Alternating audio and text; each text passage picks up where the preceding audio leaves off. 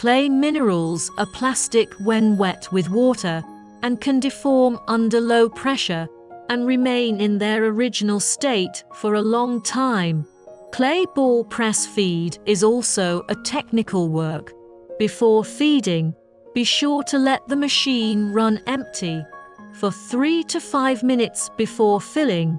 The reason to do so is to prevent the machine from eating too much material, causing loads on the reducer and motor.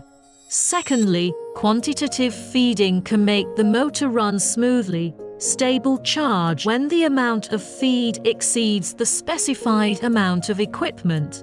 It will cause overload and even force the equipment to stop suddenly. When the feed is too little, the ball forming effect is unstable, and the strength of the ball is relatively low. So in the operation of the machine to master the dose is an important link. Skilled operation technology and correct feeding is an important link, is also an important condition to ensure the normal operation of clay ball press.